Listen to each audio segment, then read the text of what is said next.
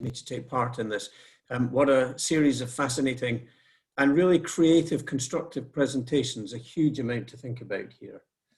I'm not going to be showing you slides. I am thinking about this to a substantial degree from the perspective of being the people who sign off the amount of money that Paul wants to spend when he comes up with a major regeneration idea. So far we've said yes to you, Paul, so you know, things are looking good. But this is where I want to start. In one of the gaps between lockdowns a few months ago, we went to visit a couple of friends who had recently bought a new home. It's a brand new home. It's on a new housing development, which is halfway through being built. And when it's finished, there will be 800 homes there. Our friends, I say this right from the start, our friends are very happy with their new home. It's a bit smaller than the one that they used to live in, and that's what they wanted. So great. But when we were there, I was talking to our friends about just the things that, you know, are part of the conversation, not just COVID, but the broad conversation. You know, like we had a conversation about how long it would be before we had only electric cars. Soon, actually, in the big scheme of things. So I asked, in this new development, have they put in any new fast charging points in this whole 800 home development? No. Are any of these new homes being heated by ground source heat pumps or solar panels? No, none of that, nothing of those things. And then what about their own house? My friends are in their 70s. They don't have level access in through the front door. It's a 3-bedroom house, two of the bedrooms are very small. There is a very steep, narrow staircase from the ground floor to the upper floor with a sharp turn. No prospect ever of being able to put a stair lift on that. Nowhere that I could see that has any expectation of being able to be converted into a wet room. And here is the problem. This is just one example, but here is the problem. Those people who build the vast majority of the homes that we have in the UK build only for their first customers. They have an idea about who their first customer will be, and that's who they build it for, because that's who they want to sell it to. And once they've sold, they've gone. They don't have a long-term interest in the sustainability of that place as a place. And sometimes you hear developers saying, we don't need to build to accessibility standards because we don't see a current market for accessible homes. And I think you're building a home which, with any luck, will last 100 years or more. Can you tell me now who all the people over the next 100 years will be that live in their home, in that building? But we never get that kind of conversation, that kind of thinking. And it's not just that our new homes are problematic, our existing homes are not good enough either. I'm currently chairing the Good Home Inquiry, which was commissioned by the Centre for Ageing Better, at least in part because the worst of our housing stock is disproportionately lived in by our oldest citizens. So the one part of our society where the incidence of living in non-decent homes is growing is amongst over 75-year-olds. And disproportionately, older people are in poorer quality, damp, cold, difficult to heat homes with trip hazards and lacking accessibility. People are dying at home because we don't build good enough homes. And our population is aging rapidly. Other people have talked about this today. By 2041, 3.2 million people in the UK will be over the age of 85. That's double the number today. And COVID may have changed this a little, but the substantive point is right. 1 in 5 of 20-year-olds who are here now, 1 in 5 can expect to live to be 100 years old. Are we thinking about that in the way that we design new homes and new communities? I'm afraid we are definitely not. And the other thing to think about here is that if we are going to have 14.5 million over 65s living in Britain by 2035, which we almost certainly will those people be living in specialist accommodation for older people? No. Maybe 5% of us will be. Maybe it grow a little bit. And I am completely clear that there is a place for specialist provision for people who have particular needs at different stages in their lives, not just older people at different stages in their lives, but the overwhelming majority of us will live in ordinary homes in the community all of our lives. What that means is that Clarion, the biggest housing association in the country, is the 5th largest provider of housing for older people. And it means that the overwhelming majority of housing associations have a very large number of people who are getting older now and will continue to age in those homes. We want to stay in our homes where we can. We want to be able to live in the communities that we've lived in. And what we all want, the Good Home Inquiry has not just focused on getting rid of non-decent homes. We've tried to understand what a good home is. And none of this will come as a surprise to the people in this conversation. We want light, space, accessibility, flexibility. We want connectivity. We want to be able to be hospitable. We want easy access to outdoor space. Some of the things that the best designs that we've been showing today are all about. And coincidentally, I have been a commissioner on a commission set up by the Archbishop of Canterbury, the Housing, Church and Community Commission, which is going to be reporting later in February. But I can tell you now that at the heart of that report, there are 5 values that underpin all the thinking that has gone into the work of that commission. And they are the 5 S's. We think homes and communities have to be sustainable, safe, stable, sociable, satisfying. And sustainable doesn't just mean that they have to be economically or energy efficiently sustainable. It means they have to be sustainable as places where we want to live now and into the future. That's why all of this is so critically important for Clarion and other organizations like, well, there are none exactly like Clarion, but other bigger housing associations and other organizations who have the opportunity to think differently about how we do this.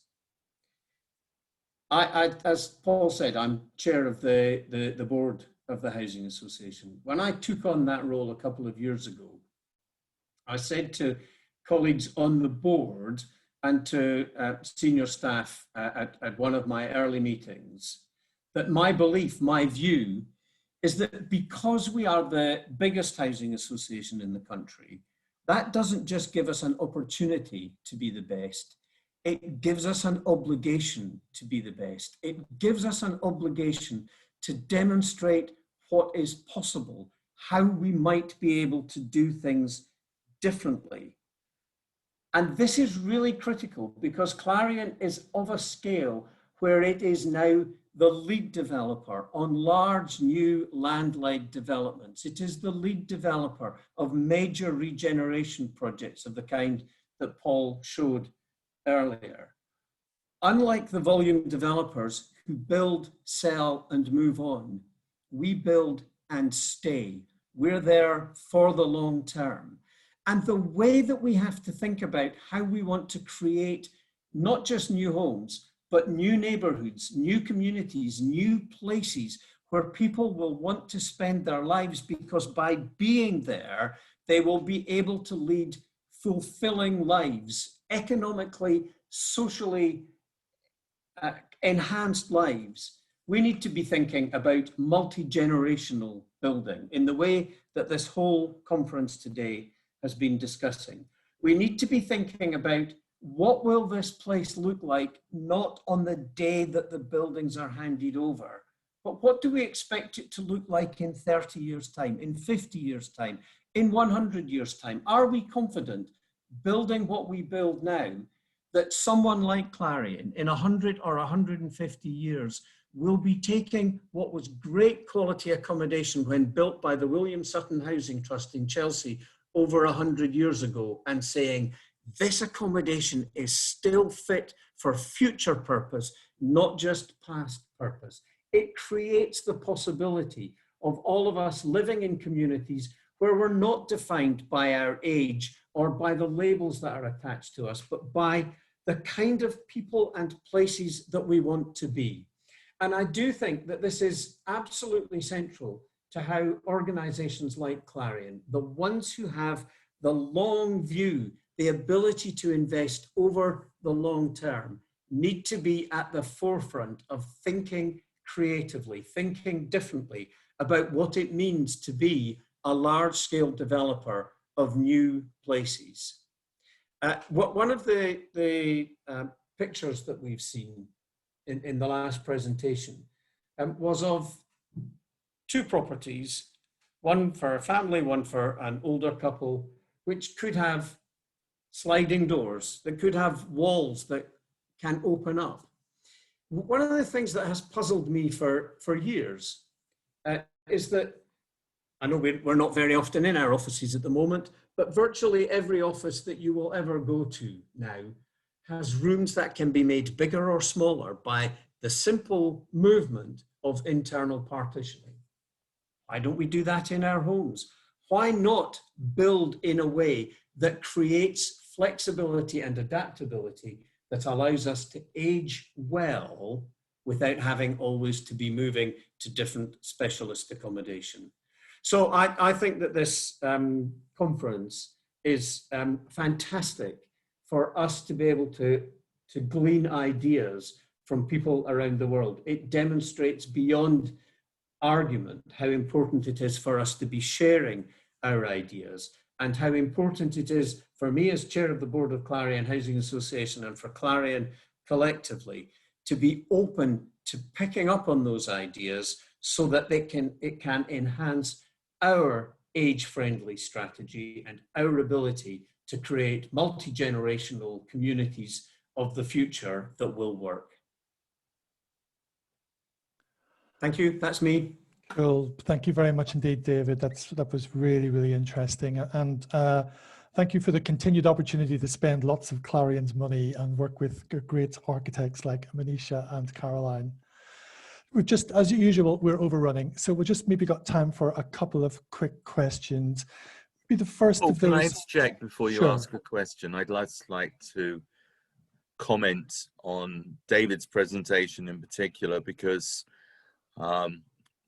it's fair to say that the first time I engaged with Paul, which was facilitated by Manisha, who's been involved with the work that we've been doing for some time, she told me about this person who's in a position of influence who will get this.